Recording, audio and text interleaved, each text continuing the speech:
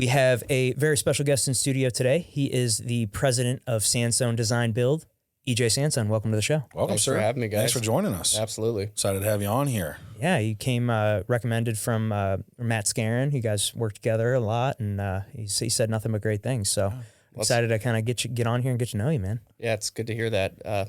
Yeah, he has other things to say about me, Oh, he's too, got a lot of things to say about everybody, man. At least he shared the nice things. Yeah, I love Matt. He's great. He's like one of my favorite people around here. He's a character He's for always, sure. Busting your balls about something. Yeah, absolutely. He's great. So yeah, man, how did you get into the field that you are, the building and development? Yeah, good question. So I actually started in business undergrad, then went to law school. Always had aspirations of being in real estate development, but didn't really know what the path was going to be to get there. But I figured having a legal background would be helpful. So I focused all my law school classes around transactional law, tax stuff, and then figured I'd go to a law firm and learn it from the inside out. But kind of as luck would have it, I stumbled into an in-house job with a real estate development company based out of Columbia, Missouri. Did that for about 4 years. We primarily did multifamily housing development around the southeastern United States. And we developed deals with tax credits on them. So we would sell the tax credits to institutional investors. So I was kind of in this unique position where I learned real estate development and institutional grade investment in real estate. Did that for about 4 years. And then in 2017, I actually lost my job with that company unexpectedly and was kind of at a crossroads where it was like, well, what am I going to do? Do I want to go get another job and kind of be in that same position, or do I want to do it for myself? So that was kind of the catalyst, the God kick in the butt where I decided I'm going to do this for myself. So in 2017 is when I started my company. Nice, man. That's awesome. Wow. And what are you guys special in primarily? Like, what's your specialization? Yeah. So, I've kind of, starting in real estate development, it's tough to get started, right? Sure. Like it's capital intensive. So just starting out, it was kind of just opportunistic. Whatever came along, I would do. I've done everything. I'm a real estate broker. That was one piece of it. So when I first started, I was like, I just need multiple income streams to make sure that I can fund this. So I got my real estate license, did some brokerage, started a brokerage, and then did some wholesaling, did some single family fix and flips just to generate capital. The first deal that I came out of the gates and put together didn't actually come to fruition. So I took an L on that one, lost a little bit of capital, but it was a great learning lesson. You kind of figure it out. And I had a mindset of like being able to do it the way that I had learned to do it through the company that I was working for. But, that company was the 800-pound gorilla. I was just a little guy. So I had to bootstrap it and figure it out. And over time, it just kind of evolved. In, 2021, I was actually listening to a real estate podcast by the Real Estate Guys radio podcast. And I was a part of their syndication mentoring group for a while. And the topic of the conversation or the podcast for that day was finding deals in your own backyard. And I was out for a walk on this trail that runs around my neighborhood. And there was an 11-acre site that was outside of my neighborhood sitting there. And I was like, wonder what that's about. Picked up the phone and made a phone call. It was bank-owned property that was part of a master development that started in like 2006. But the market cratered. That property went back to the bank. It was actually owned by Paul McKee, who's a prominent developer in the St. Louis area, but he let it go back to the bank and just took a run at it, put it under contract. And my plan was, it was zoned commercial. It needed to be rezoned to residential because it wasn't going to be commercial. So we got it approved for 47 residential lots. And I was not going to develop it myself. I was just going to get it entitled and then essentially wholesale it to a home builder. So we were talking with some of the larger production builders in town. But, I'm always thinking about multiple exit strategies. I didn't want to have all my eggs in that basket. So I started figuring out, hey, if I do wind up getting to the finish line on this and I don't have a buyer, what's my plan? I don't want to just walk away. So at that time we found a franchise builder opportunity out of Columbus, Ohio called Epcon Communities. So we signed on with them, became a franchise builder. And that's what we ended up executing on that project was 47 luxury villa homes. And we're about sold through on that. We got 3 lots left. Wow. Yeah. So that's awesome. When did that all start? We went under contract on that ground in 2021, closed on it in 2022 and started development, got our first display house out of the ground late 22. and just sold through it. And now 3 lots remaining, and we got a new project that's getting kicked off in O'Fallon, closing on that ground next week. So that'll be kind of the second iteration of what we've executed there. Wow, Very cool. That's awesome. And so, so how does that work with being a franchise, like a franchise builder? How does that? I've never heard of that before. Yeah, so it's unique. And there was actually a guy who had a community in Cottleville that was a franchise builder for Epcon communities, and we saw his product and kind of learned it from the inside with him. It was a unique opportunity. I wasn't aware of that you could do that either. So what Epcon has done is they've been building homes since the 1980s, saw that they had a really good product and had systemized it really well. So they opened it up for franchise builders. So what that looks like is, they have a whole catalog of product offerings, different floor plans and whatnot, and then resources, budget templates, scopes of work, sales purchase agreements. So they kind of give you the development system or the playbook to execute. You still have to execute it yourself. They're not involved in the day-to-day of your business, but they give you all the resources to do it yourself.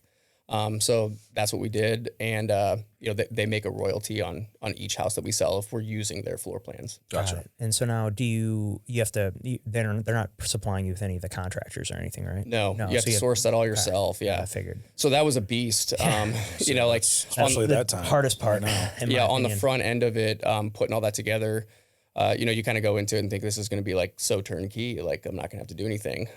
Not that you won't have to do anything, but like the lift is going to be so much easier. You kind of have the framework, but you still got to build out the machine to make it work. You got to source all your subs and vendors. Like they don't operate in St. Louis, so they don't have those relationships here. You've got to build those relationships. So we went out to bid on the open market and selected our subs and vendors, and we used pretty much the same guys on each community. Like enter into a kind of a community-wide contract on them, and then we have fixed pricing for the different floor plans that we build, so we know what our cost is. Have a budget for each house, and then that way when a buyer comes in and says, I want to buy that house, like we've got a menu of offerings that they can order off of. We don't have to go like a custom route and price everything out and put it together on the fly. It's just, here's the menu. What would you like? Right. Yeah. That's pretty cool. That's awesome, man. I mean, custom, but also kind of a not custom at the same time. It's like we would consider it to be semi-custom. Yeah. Now we're still a production builder, meaning that we have all of the predefined floor plans and options and pricing set up on the front end so we can move through it fast. But yeah, there's so many options. On each house you can pick structural options, room additions, second floor, whatever. And then from there, the design options, there's hundreds of them. Oh, dude, that's what I did last night for 2 hours. I sat with my clients as they picked out, as they bickered about floor color and paint color and what color's the front door going to be, what color should we make the roof, like what color the siding. It's a lot of decisions, and especially for people that are, indecisive. I was like, man, thank God my wife's not here doing, like, I was like just thinking about how difficult this would be, like, because she's not good at making decisions. Yeah, no, I can relate to that. Yeah. It's funny. Yeah, we've seen, some couples are extremely decisive. They just come in and they know what they want. And then you have those people that can't make a decision, or you get husband and wife kind of bickering at the table. It's like, I'm going to step out of the room for a minute and let you guys figure this out.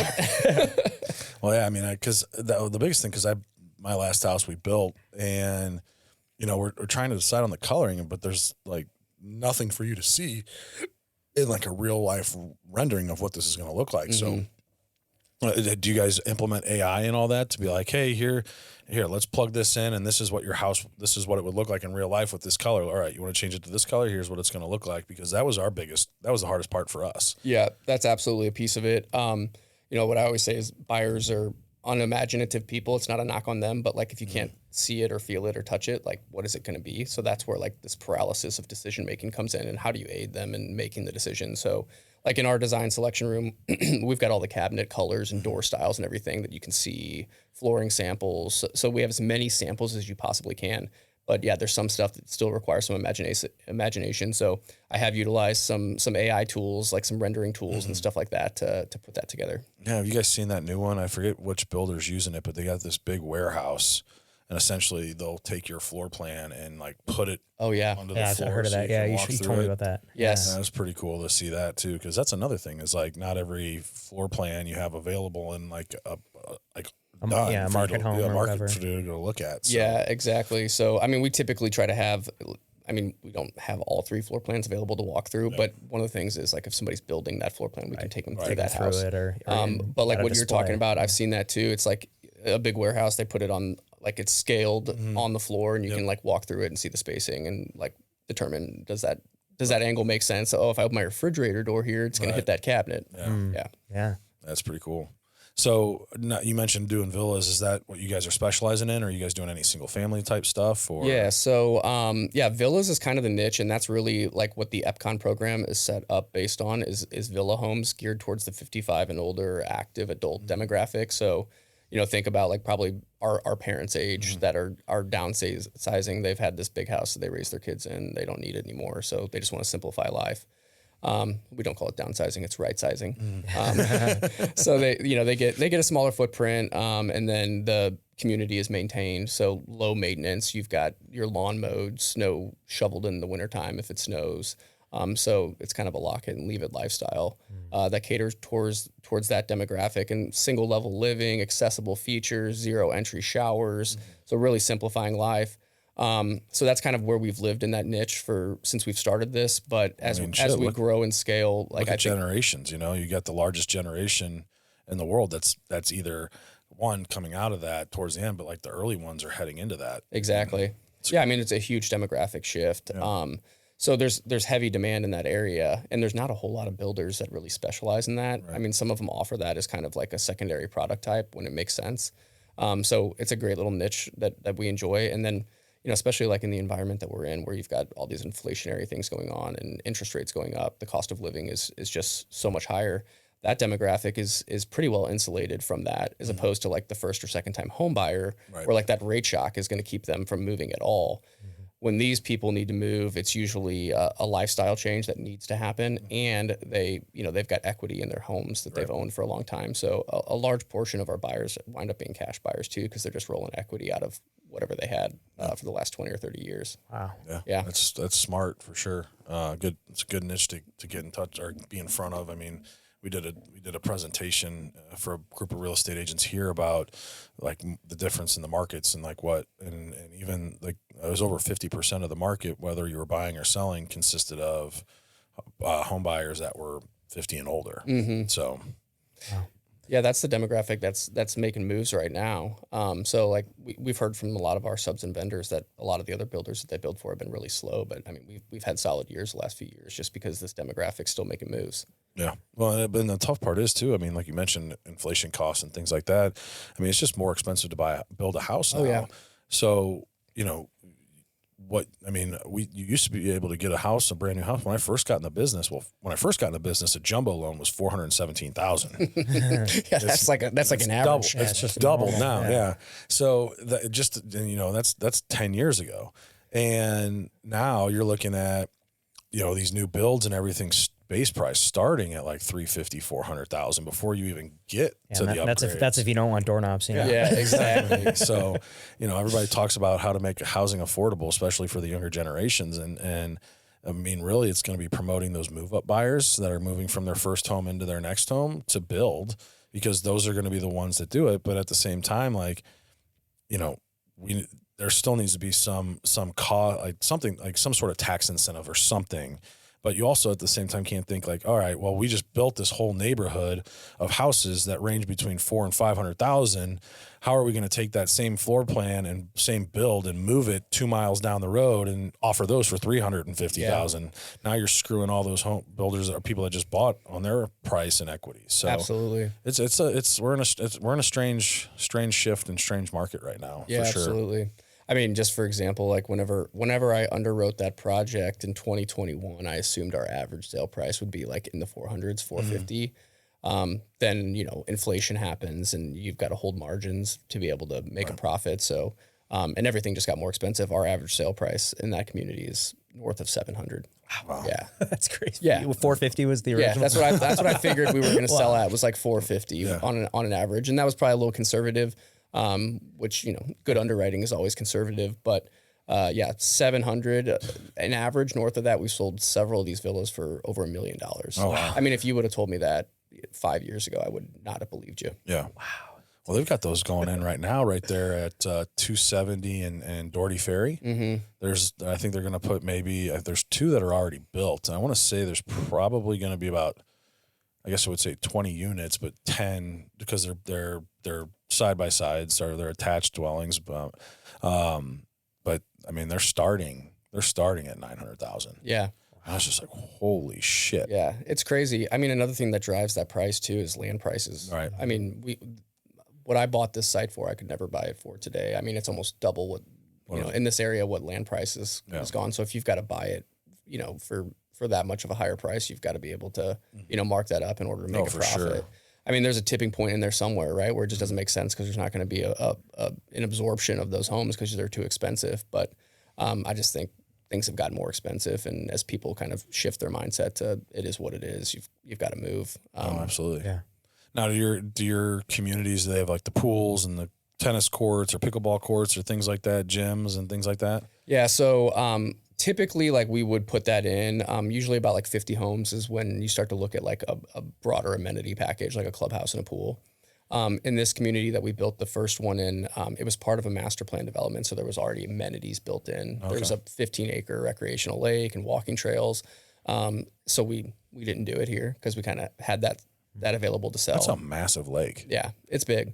I mean, they dug out the whole area, and that serves as kind of like the detention basin for all the homes that are in there. Yeah. But in the next community, the one in O'Fallon called Stonebridge Commons, we're doing a clubhouse in that one. Okay. Yeah. So cool. That demographic likes that. It's like kind of a gathering place. Throw some pickleball court in or something like that. Yeah. And then we have in this next community, we have partnered with Harmony Homes, who's a residential assisted living operator.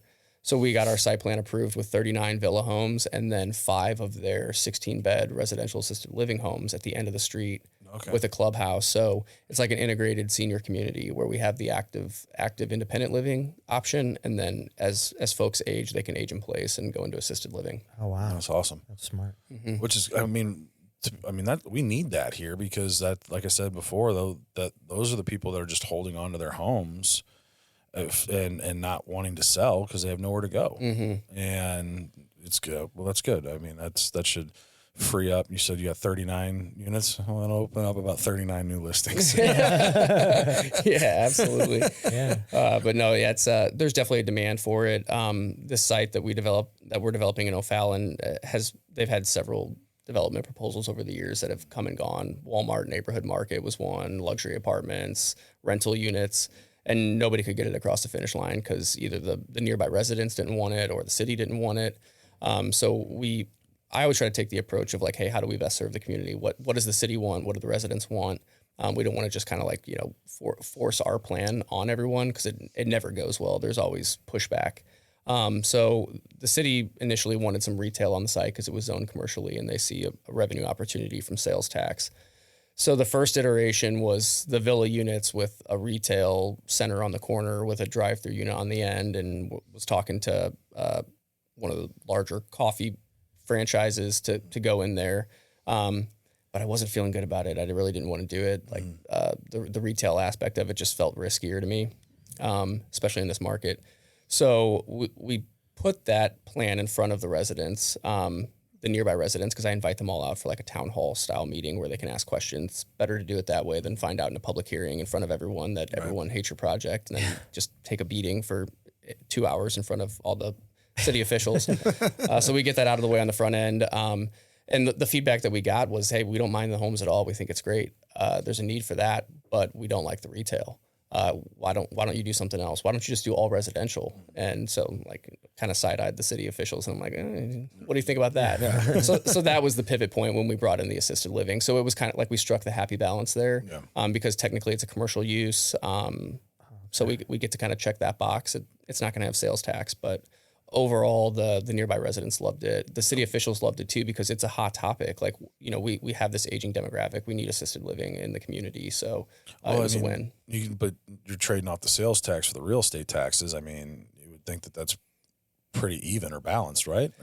So like from a city's perspective, the sales tax, if you look at your sales tax bill, like the city portion of it is like a line item at the bottom. It's the school district, it's the ambulance district. So it's a smaller, share of the revenue on the property taxes. The sales tax revenue just goes straight into the city's coffers. So they like that. That's Gotcha. the number one revenue source for city is sales tax. Gotcha. So they're always going to favor more commercial. Yeah. And so, like, I mean, like if you look at a city's master plan, their zoning plan, they've got certain areas that are designated for residential, certain areas that are designated for commercial. So when it's zoned for commercial, it's a tough sell to get the city on board to support a rezone from commercial to residential because they're foregoing that revenue opportunity. Gotcha. So that's where that push comes in. So they were like, well, we'll entertain the rezone to residential on a portion, but give us something out of it. Keep something commercial and give us retail. So that's kind of why we went down that path. But ultimately, I didn't love it, and the residents didn't love it, and the city was like, "Yeah, all right." Now, do you do a lot of commercial stuff too, along with residential? A little bit, kind of opportunistically. Mm-hmm. So we did a Starbucks deal recently that was in St. Charles off of First Capital by Lindenwood. So the way that Starbucks does it is they don't own any real estate. It's kind of a build-to-suit deal for them. You find the site, you build the store for them, they lease it back from you for 12 years. And you can hold on to it, or in my case, we just flipped it for a return. So we built that out for them and then sold it to an investor that wanted to keep it as a buy and hold. Gotcha. Oh, cool. That's actually a pretty good model to do. Yeah. Wholesaling businesses. Yeah. I mean, that's kind of what it is. It's like there's always, I'm always looking at like, what's the exit strategy here? Right. Like I could keep a Starbucks and, make a 7.5% return on it, which, isn't a bad return, but where I'm at in my career, I was a little more aggressive with it. I'd rather take the cash and roll that into something else. Exactly. Yeah, I totally get it. Yeah, and especially it's not something that you're gung ho about. Exactly. Like if it was something you're super passionate about, maybe you'd want to keep it. But yeah, I totally get that. But man, so getting into this, there's just so many. I can imagine there's just so many like hoops you got to jump through: zoning, financing, politics, contractors. What's been like the most chaotic part for you? Yeah. So, I mean, it's really that front end part of navigating it. You got to get really good at saying no when the deal doesn't make sense. You can't fall in love with a deal because it's capital intensive just to even get to where we're at. Like we're closing on this ground next week, but we've got a substantial amount of money invested in just the diligence aspect of it. Designing the site with engineers, environmental testing, geotechnical testing. So all that money that you got to spend up front. And then just navigating that political process. I mean, you nailed it there. Like, especially on a rezoning, like if you could find a piece of ground that was like perfectly entitled and zoned for what you wanted to do, then yeah, you're not going to have to worry about that. You have the right to do it. But those deals are few and far between. With the ones that you have to, the ones that are set up for you already. I mean, that's low hanging fruit. I mean, like, if you want to go into a solid area, like all those opportunities have, pretty much come and gone. So you've got to take something that's probably a little more challenging that people are overlooking because it's not the low hanging fruit, and then figure out how to turn it into something. So it takes a while, and it's very political. I mean, it's very similar to what I do. I'm thinking about this from my end with the residential sales. If you're, I'm an investor as well. I've done a handful of flips, and generally, if it hits the MLS, it's going to be there for just a second. It's not going to last very long. The good deals are usually found, off market. It's the diamonds in the rough. Like how do you navigate that? Yeah, or the ones that.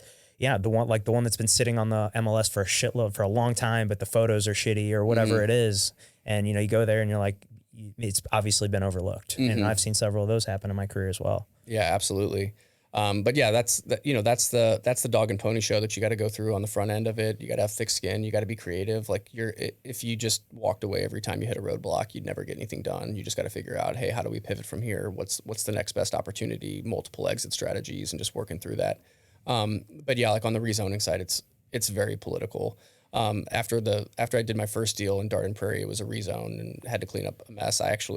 The mayor of Darden Prairie approached me and said, hey, like, you did an excellent job of navigating that. Would you be interested in being an alderman in the city? And so I took him up on the offer. I ran for alderman, and I was elected and did a 2-year term as alderman in Darden Prairie. And it's a tough, thankless job, but it also was a great experience because I learned kind of like what's going on behind the scenes, like what drives the city, like that whole thing that we talked about with the revenue on sales tax. I didn't know that before, but then I sat on the other side of the table and understood, hey, this is how they look at that. So it just gives, it helped shape how I approach deals because I had seen it from the other side of the table. So I did that for 2 years. I didn't run for reelection because, Yeah. I got a lot of things going on. I got a family. I'm like every other Wednesday night and going to these meetings and having to do city council meetings. It was a lot of time. Yeah. What exactly are the responsibilities of an alderman? So, I mean, like you're an elected official at like the very ground level of a community. Okay. So like typically the role, and it could be an alderman, city council, like those two roles are the same. It's just based on how the city's set up. They call them two different things. But like when you have a rezoning come through, or there's budgetary things that have to be approved, the city council or the board of aldermen act as like essentially the board of directors for the city. So like you're voting on those items. So they are the final decision maker. City staff runs the day-to-day, like based on the approved budget that comes from the board. So the hiring and city operations are all done at a staff level. But when like key decisions have to be made on approving a budget once annually or approving expenses outside of the budget or a rezoning request, those all come to the city council or board of aldermen for approval. Okay. And if you're in a small municipality, like all they have out here in Baldwin, when you want to put a fence up, because I ran into this, I had to go in front of the board of aldermen and try and prove my point on how I faced a financial hardship by not putting in a fence. Jeez. Which they declined. Yeah. So no fence at that house. No fence for you. Not happy. Damn. They wouldn't let you, your old house, they wouldn't let you put up a fence? No. They said, because I was a corner lot. Right. And so I wanted to go off the side and then back. They said the only way I could do it is if I went straight back off the house, because there was a zoning where your house couldn't be, or like you couldn't have something more than 20 feet off the main road. Mm. The problem is the houses, the two other corner houses in our subdivision, like the one directly across the street from me and the one behind them, all went off and then came back. So my thought was, one, I paid more money to have a corner lot to be able to use more of that lot. Mm-hmm. And so that's how I tried to establish my financial hardship, was I paid extra money that I'm not going to be able to use. And two, to keep our subdivision in unison, that my fence looked the same as my neighbor's. They nixed both of those real quick. Yeah. Which actually turned out to be a good thing, because come to find out, about 2 years after we tried to do this, the builders came back in and like, sorry, we actually buried a manhole cover. We sodded over it, and it would have been right where we went straight back to put our fence, and it would have been right on the corner. Mm-hmm. So we would have just drilled right into a freaking manhole. So needless to say, it worked out in our favor, but still, yeah, I wasn't happy at the time. I'm sure. Thank you, Alderman. Right. Hey, you knew what you were doing. You saved me some money. It is political, though. Like, I didn't think that politics really came into play at that local level, but it truly does. I mean, they're still elected officials, and as much as you can talk to those people ahead of time, like you don't wait. Like I said, you don't wait to the public meeting to see where everybody's kind of going to be on this issue. Like, you're not trying to necessarily influence votes, but like where what are your thoughts? How can we shape this in a way that you would be in favor of it? Yeah. So it's political in that sense, that you try to package it in a way that you're going to get approval. Yeah, which is smart. Which I'm surprised more don't do it that way. Mm-hmm. But or maybe they do. I don't know. I'm not privy to that side. I don't deal a whole lot on that side of things. I'm usually dealing with the finished product. Yeah, absolutely. No, I mean, yeah, if you ever want to see a circus, go hang out at City Hall and see what goes on at those Board of Aldermen meetings, and you can tell what's on the agenda before you even walk into the room, because sometimes that room is packed. Really? Yeah, and that means there's a development proposal on the table, and there's some really upset residents, and it's going to be a long night. Yeah, people are showing up when they're pissed. Exactly. They're not showing up when they're happy with everything. Well, that's exactly right. I mean, people don't come out to city council meetings so they can tell everybody how great of a job they're doing. They come out when they're upset about something. Right. Well, and I bet that's how it was when that subdivision I moved into was, because it was labeled a historic landmark, but only because of this one barn. It was a horse farm, and there was this one barn in the middle of the property. Well, that mysteriously burnt down, and now it lost his historic status, and Flower and Fendler came in and bought it all up. But the people around were not happy. I know for sure, because we were getting people, like, we had a Facebook page, and people would come and chime in on our Facebook page about how we tore down, or we ruined this beautiful horse farm that was there and all this stuff. And just, yeah, there was a lot of hate for that subdivision. Just mysteriously burned down. Yeah, exactly. Interesting. Yeah. But, well, you talk a lot about not buying into the grind culture. What does healthy ambition look like to you compared to destructive ambition? Oh man, that's a good question. I think kind of going back to when I first got started on my own in 2017, like I bought into the grind culture. Like, you've got to grind, you got to work all the time. And, there's other podcasters out there who kind of preach that. And after a while, like, I just figured out, like, I feel like that's a little toxic, like it's not a healthy balance. You can't be so absorbed in your career and success, and then, be at peace with yourself. I prioritize family. I prioritize faith. Those are important things to me. And, if you get out of balance and you find yourself all siloed into work and success, number one, it feels empty at the end, but also it's so stressful, right? Like, you got to find peace in other things. So, I've really tried to, and I haven't always been great at this, and admittedly, like, I fall back into the trap at times, but just kind of trying to rebalance and reset and stay grounded. Number one is my faith. Number two is, my wife and kids. Like, those all come before work and success. So just staying grounded and trying to prioritize those things is what I try to do. Yeah, you hear it a lot, and I think you're starting to see more and more people pull back from that whole grind culture type thing. I know I did. That's how I was up until I got divorced, and then I was really forced to sit back and look and be like, hey, all right, now I've got my kids every 2 days, but I'm the only one with them. So I have to, when I have them, take that. It forced me to take that step back, and that's the thing. It's actually, like, now that they're older and getting into sports, like, it's made it easier for me to attend those things, but it's also on the back end made it harder for me to, like, get back into grinding hard, because like, I've established, my business has been established, this is the start of year 11 for me. And so it's pretty established. I can for the last 3 years, I've consistently hit the exact same numbers every single year. And without, I put some effort into growing it, but it's not like I used to, where I was in real estate offices every week, almost every day, trying to set up meetings every single day. Like, it's exhausting. It is. And plus you wind up working with people that you really don't want to work with. Yeah. And so it's definitely made me a little bit more choosy, but I agree with you. I think the grind culture is kind of fading out, and the people that still, but either have to be people that don't have families or they don't like their families. Exactly. So, yeah, or ultimately your family will not like you. or either way. If you do that and prioritize, for sure, the grind over family, like, they're going to wind up not liking you. So, right. And if that's how do you want to show up? Right. If that's what you want, cool, go for it. Grind your ass off. But if you want something more, then you're going to have to take a step back. Yeah, absolutely. We're all in real estate, and I describe real estate as just like a series of fires that you're putting out constantly. Like, it never ends, right? No. In all of our lines of work, it's problem solving. That's what success looks like in real estate, no matter which, vertical of the, cog you serve.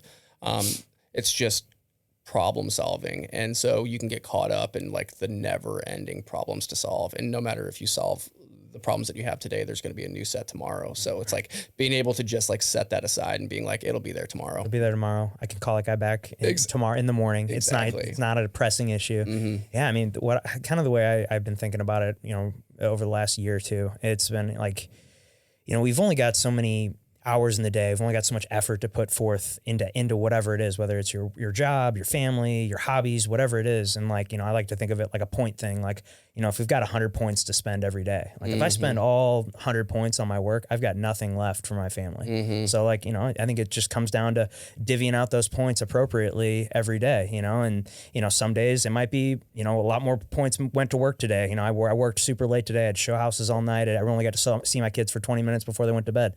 But, all right, tomorrow I'm going to make up for that. I'm going to spend more points at home, or, however, I'm not like calculating points, but it's just kind of a way to think about it. It's like, I've only got so many to give out every day. Like Absolutely. I can't put 100 into my family, 100 into my job, 100 into my hobbies, whatever it is. So it's like, you gotta divvy it up, and it just comes down to discipline and like sticking to your schedule. Like time blocking for me has been a huge, like I was really bad with my schedule for the first couple of years I was in the business. And when I really got like disciplined with like time blocking my whole schedule out, it was a game changer for me. Yeah, absolutely. Yeah. Cause I mean, like I said, it's always problems, right? And then like, it's like just, which one takes over? You think your day is going to look like one thing, and then like it completely goes a different direction. And now you may have solved that, but like the things that you thought you were going to get done didn't get done. So then you leave the day and you're like, you still feel like empty. Like, I didn't do what I thought I was going to do. And you like want to just keep going, but you just got to turn it off. And, like sometimes I have to just like remind myself to like, as I'm leaving work, to like just check it, leave it there. Like it feels heavy as I'm leaving, because I know it's still there, but like as I leave and I show up at home, like I gotta check that and leave it there and show up differently. I can't bring that home. Yeah, I literally almost every day before I walk in the house when I'm coming home from work, like I like pause for a second on that step, and I'm like, all right, just what all the bullshit that you dealt with all day, that's all gone. Just care about, just be there for them. They don't bring it home with you. Yeah. It's going to be there tomorrow. Absolutely. Like, just take that fucking one little breath at that step. You're like, all right, all right. I'm telling you, that's what I do sometimes. Like just to have that deep breath and just remind yourself as you walk to the door. It's like, dude, I mean, this is never ending, and our kids are young for only a small period of time. Like this time is precious, so like you got to soak that up and make that the priority. Totally. Yeah. When you think about it too, talking about kids, I mean, like I was just talking with somebody about this the other day. Like, I mean, my kids are 6 and 7, so realistically, like, especially because they're going to start driving, and then their friends are going to become the priority anyway. So let's just say until they're 16, even really high school, let's say 15. That means really I have, 8 summers left with my son, my oldest, and 9 with my youngest. Oh yeah. Yeah. Wow. That's crazy. Yeah. And then when you start thinking about your parents, like my parents are older. Like my mom just turned 75. My dad will be 74 this year. And they live in Florida, and I see my mom probably, 6 times a year. See my dad roughly twice, so probably 2, maybe 3 times a year. So average age for a male is 78 before they pass away. So if that's the case, that's 5 years left for my dad. I'm seeing him 3 times a year at max. That's only got about 15 more times with my dad. Man, that's wild. It's crazy to think about it that way. Yeah. Wow. So really making those moments count for sure. Sure. Absolutely. Yeah. But so how many kids do you have? I got 4. Wow. Yeah, we've got a range of ages. We have 3 boys and a girl. So the oldest is 15. He's a freshman in high school. And then we have 6, 3, and then baby girl 1. Wow. Okay. Yeah. So we have a range of ages, and we've experienced the spectrum of what that looks like. And I would say that by 15 at high school, they don't want anything to do with you anymore. And it starts probably sooner than that, like 7th grade, like you're not cool anymore. Yeah. They don't want to be around you, and they start to migrate away. And now you have to find different ways to connect, right? Like we talked about jujitsu, and that's like my 15-year-old's into that, and so I'm like, I'm gonna seize that opportunity to have something to do together. So yeah, dude, and it'll be good for you too. You'll love it. Absolutely, you'll fucking love it, dude. That's great.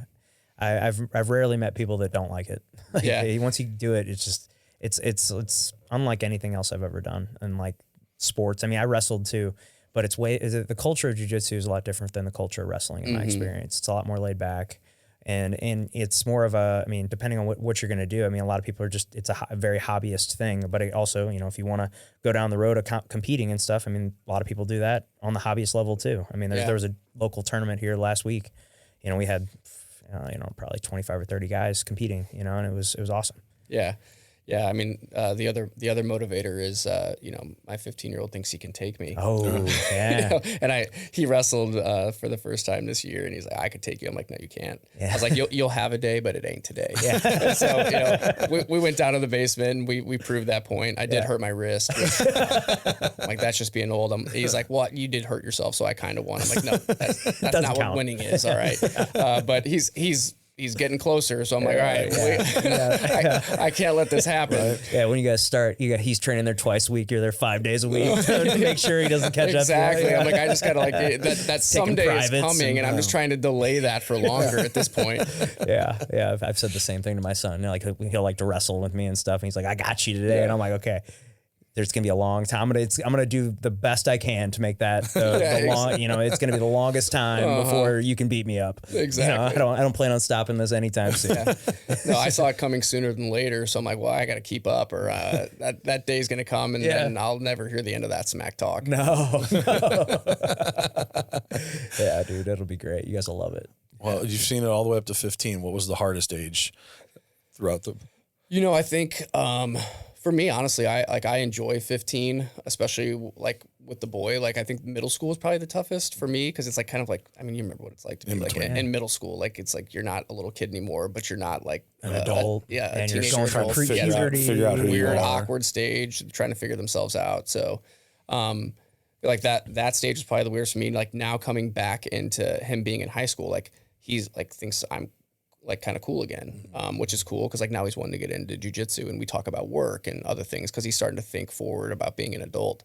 I think if you asked my wife, she would say this is the hardest time because like now he's at the point where like he doesn't want to be mommied or babied anymore, and like he's like like kind of pushed back against mom to create that separation. And like I can kind of feel him like leaning into me more because we have more common interests. But like my wife on the other side of it is like I'm losing my baby, and like like that's. You got 3 more. That hurts. Exactly. But it's like then we got the baby who's like attached to mom. So it's like we all mom and dad serve different roles throughout this whole development process, and it ebbs and it flows. And that's what I tell my wife too. I'm like you got to realize like this is just a phase. So like he's kind of being a jerk to you. I get that, and we address that when it comes up. But it's just part of like I can remember being a kid and a boy like. It's like, don't tell me what to do. Like, like I got this figured out. It's like, you don't have it figured out, but you think you have it figured out. Sure. So like, we got to respect the fact that he thinks he has it figured out. I'm 37. I still don't have it figured out. Exactly. Come on now. It's so true. So true. Yeah. That's what people have told me because both of my sons are big mama's boys, and they're like, just wait, and down the road, dad's going to be the cool one, and I'm like waiting for that day. And I mean, my 3-year-old, he's like starting to, me and him have definitely like connected a lot more over like the last 6 months. Like we're, doing more things to just the two of us. And I think that's been a huge, huge help. Yeah. And then I think too, like finding like one-on-one opportunities, like we got 4 kids, like, like a lot of times, like the kids just kind of get lost in the shuffle of whatever's going on. So like trying to prioritize like one-on-one time with each one of them at different times is helpful too, just kind of build that connection. And it's funny because like the way that they act when they're all together is different than they act in a one-on-one environment. Like our middle two, the 6-year-old and the 3-year-old, like they're so competitive. They're little boys. So like it doesn't matter if they're coloring. Like I want that marker. It's like they're bickering, right? So it kind of gets chaotic. But if you remove them from that and spend one-on-one time, like all that stuff goes away, and then you just get like this really cool, like unique experience with just that one kid. Yeah, see, and I'm jealous of my ex-wife and her fiance because of that. They can split the kids up and they can each do one-on-one days with each of them. But then when I get them, like I'm just by myself. I can't. Hey, Oliver, you're 6. Just stay here for a few hours. I'm gonna Here's the TV remote. We'll be back. We'll be back in a couple hours. Or Connor, hey, here. I leave. Go out to get their pizza, and they're freaking out. Yeah, I get it. But yeah, it's like it works out well because a lot of times it's like a divide and conquer approach. Like it's overwhelming. So like if I have to run to the grocery store or run out, like I'll just take one of them with me to like break up the vibe. Yeah. So like they're not fighting, and then I have that one-on-one time with whoever I'm with, and mom gets a break from the chaos. Yeah, it can be just as simple as running to the grocery store. Yeah, I mean, and we're listening to some like my son's been really into music lately. I've been just listening to music that I listen to, and he's like, him and I are like connecting on that. And his new thing is like, we've been watching music videos because I was like trying to show him, he was having a hard time like understanding what a band is versus like a single artist. He's like watching the band, like he's really into Linkin Park right now. Okay. And it's like, that's old school. I know. Well, I it's the music that I listen to. And he's like, Daddy, what's this song? And then we went down a whole Linkin Park, phase for a couple weeks, and now he's a big fan. But anyway, like we'll put put a music video on him. He's like, is that guy Linkin Park? And I'm like, no, all of them are Linkin Park, and it's like, that's been our new thing. Is like he's trying to explain to him that they're all Linkin Park, not just one person. Versus like, Taylor Swift being, it's just Taylor Swift. Yeah. Like there's guys playing guitar behind her, but right. like but they're not getting any credit. They're not getting any credit. Nobody knows their name, He's replaceable. Yes, exactly.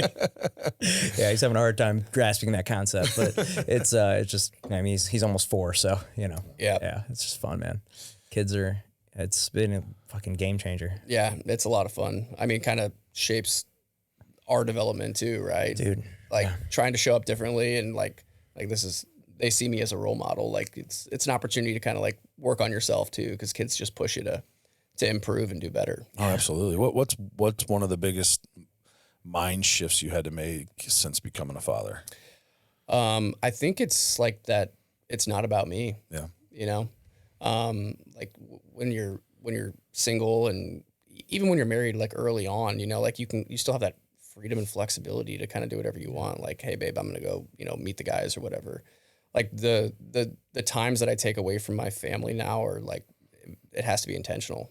And excuse my language, but like with the motto that I use and me and my wife talk about is like, if it's not a fuck yes, it's a fuck no.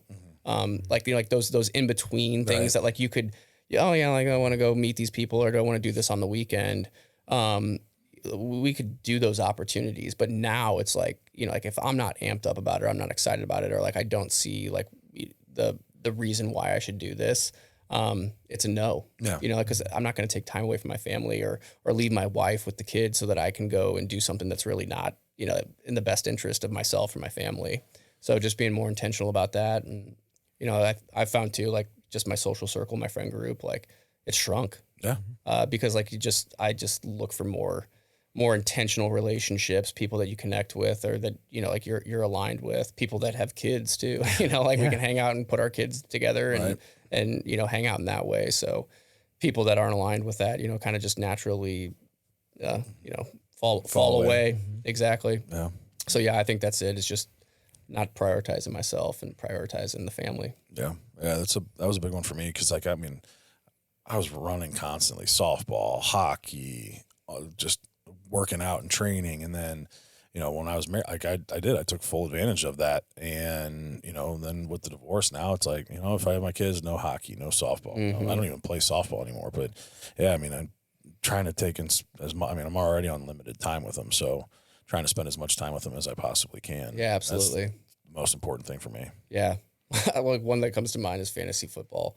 Like I gave that up like 3 years ago because I was like, like sitting around on the weekend, like managing my fantasy football roster and it's like stressing me out. And I'm like on my phone, I'm like, this is stupid. What am I doing?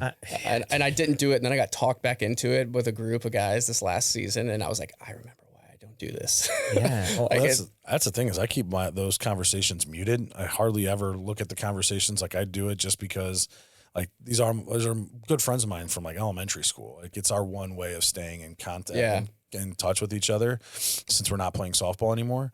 Like that's what we were doing. And now we got this fantasy football and there's times where it's cost me $150 school. Yeah. It keeps me in That's touch literally with exactly what I was going to say. I've been in my fantasy football group for so long. Just to stay in touch with them and have, fun conversations with them.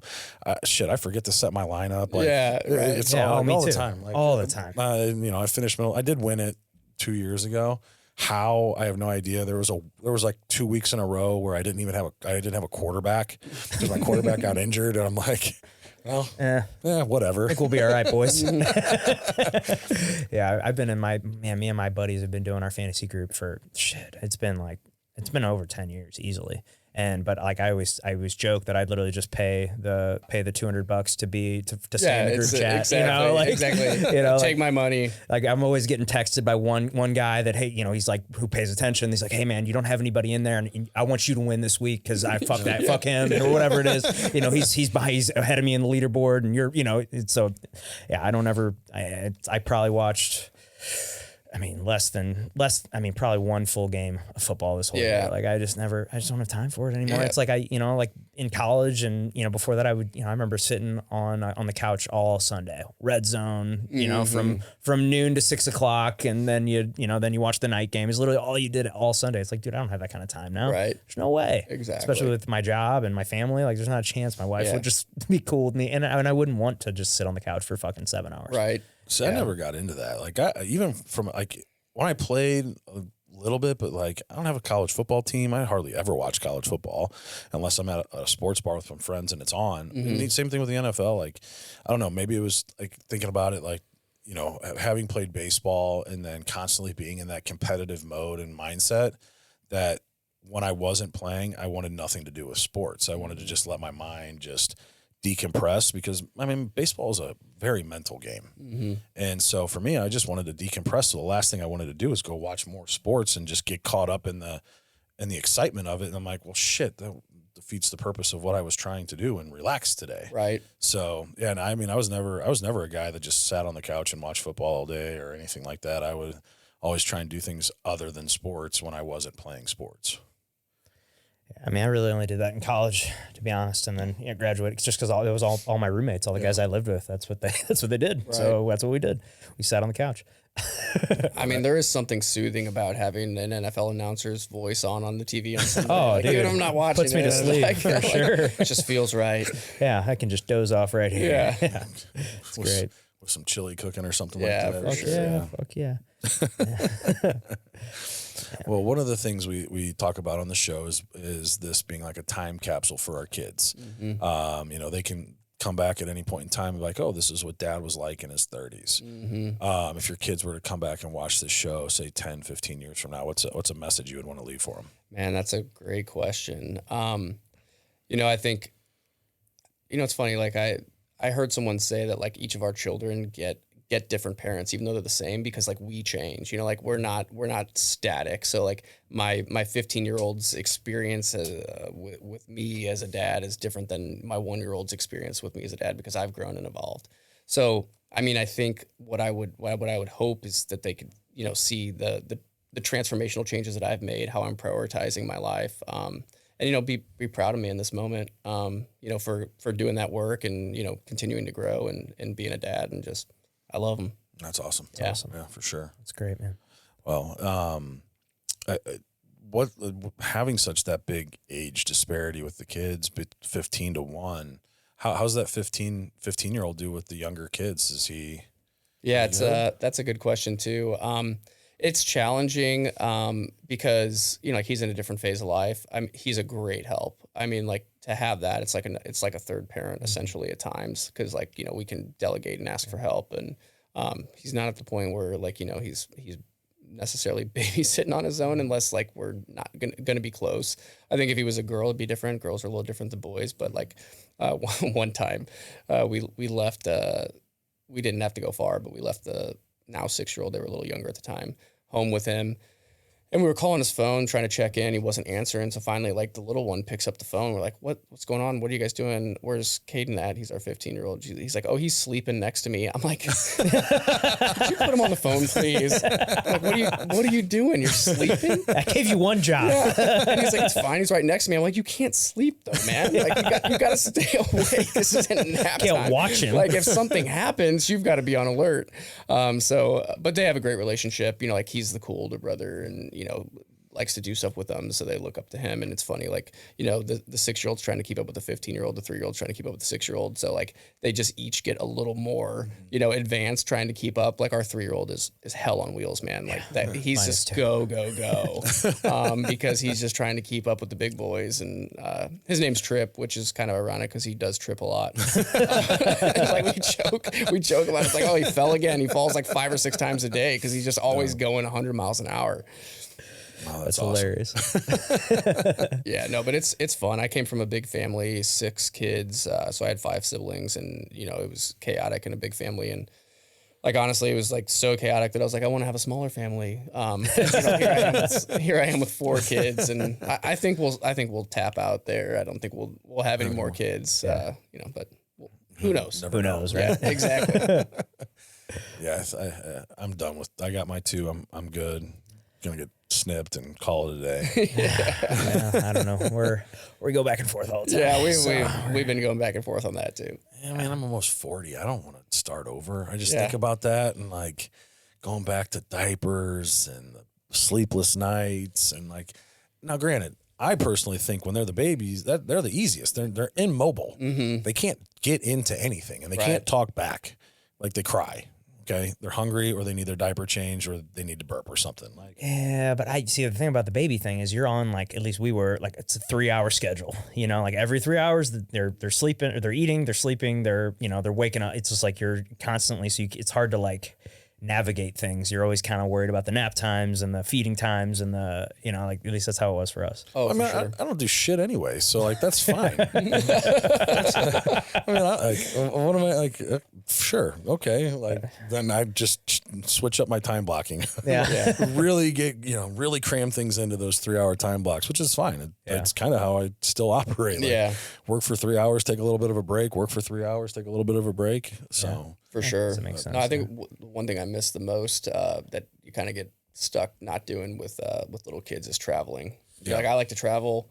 And we'll go places as a family on family vacations and stuff, but that's not the same. It's not a vacation. It's like a workation. You need a vacation from that. It's just parenting in a difficult location. Exactly. Where death is all with around less you. resources. Yeah, and just death all around you. Like we're in Florida this past year, and I'm just like, man, this place is so dangerous. There's death around every corner. So true. So true. You don't think about that shit until you have kids. You're like, oh man. Well, why is there not a guardrail here? I'm excited for the day that like me and my wife can travel again and like not like I can kind of disconnect it a little more, but like she has a hard time like even if they're with grandma or whatever, like she's still just like worried about the kids, so it's like not relaxing and to the point where it's just like okay, it's not worth it. We're not going to do that. So I try to get in a ski trip or two a year. I didn't get any in this year because it's crazy, but that's my thing. And like she respects that, and she's like, "Go, you do you. Go hit the mountains or whatever you need to do, and go with the boys." where do you like to go?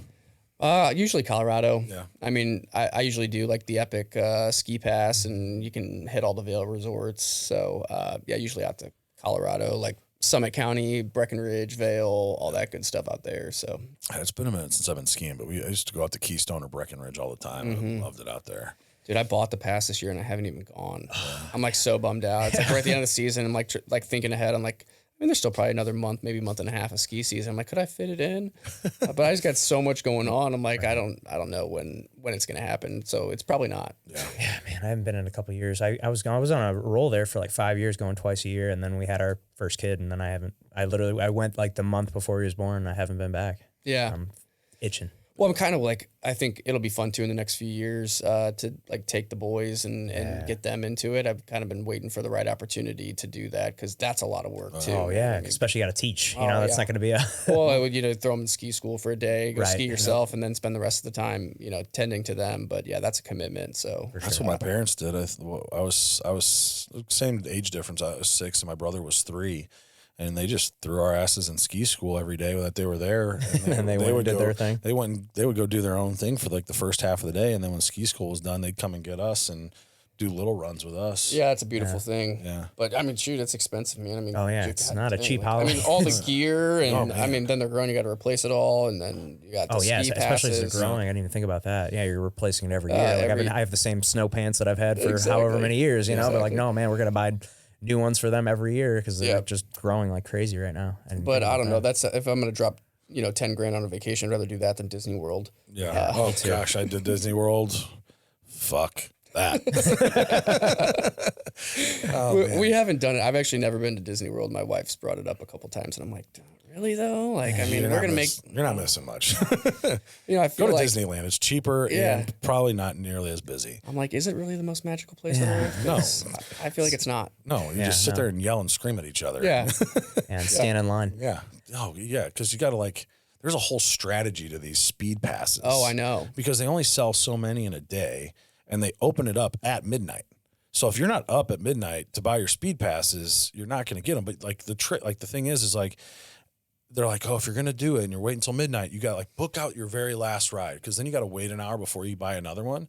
And then you're like, all right, then you can book the second to last one you ride. Wait an hour, and then you buy another one. So I'm like, oh, I got to wait till like 4 o'clock to book out my day, to which I'm going to start in 2 hours after that. Like, get the fuck out of here. It's like fantasy football, man. Setting your lineup. Yeah. Like, I gotta wake up at midnight, hit the waiver wire so I can get my rides in. It's and just the cost of everything out there. I mean, because we went out there, what was that, the beginning of 2024? Yeah, because you came back. Yeah. Came back and wore this goofy like shirt that he got there. But yeah, it was. But I mean, just for the shows and the passes and everything. I mean, 10 grand would be that'd be nice if it was that cheap, right. you know. Wow. But I mean, now granted, it was a little bit different of a vacation because it was my parents, my ex-wife, her fiance, and the kids. And so, like, my ex-wife and I are good around each other for about 4 days. That's when we realized, like, this is why we got divorced. And we were there for a week. So those last 3 days were ready to get home. And they were buying a house at the time, too. So that just added to the stress. And I'm sitting there, I'm doing the loan for them. And I'm like, hey, guys, I need you guys to send this stuff in. And my ex-wife, like, at one point just took my phone and threw it. And I was like, oh, okay, so this is where we're at today. Yeah, wonderful. Thank God we're leaving tomorrow. It is the happiest place on earth. Yeah. Well, I was happy after that. They all left, and I just did Epcot and did about 8 laps. And every time I stopped, I'd stop off in England, get an Irish car bomb and a beer, and just take a lap. Got to, man. That was great. Oh, man. I don't even know if I could count that as a vacation, but if it was, that was 2024, and then before that was probably 2015 when I was on my last vacation. Just ever since I got into this business, It's hard to vacation. It's just man. working from. I mean, I go down and see my parents at least twice a year down in Florida, but that's not a vacation. No, that's just working from a nicer place. Yeah, exactly. You know? So. Well, they say if you want to get busy in real estate, you just have to go out of town. Yeah. Like, that's how it goes for me. Every time I go out of town, it's just when things pop off. That's how it was last week in Vegas for work. Oh man, we had a work conference and my phone was blowing up the whole time, which I'm not upset about, but at the same time, I'm like, damn, well, couldn't I just been home for this? Right. Right. It's a little easier for sure. So, but. Yeah, well, EJ, it's been awesome having you in here, man. We've really enjoyed getting to know you and getting your story. And we do end the show the same way every time. So before we get you out of here, Pat's got one last question. Called the tombstone game. Here lies EJ. What's it say on your tombstone? Oh man, I would say a beautiful thing would be for it to say, "Well done, good and faithful servant." Husband, father, those are the important things to me. Perfect, man. It's awesome. Well, thanks again for your time, and it was really great getting to know you. And thanks to everybody at home that watched or listened to this episode. If you could hit that subscribe button for us, that would help us out a ton. Share this episode with a friend, comment what you thought below, and we will see you next time.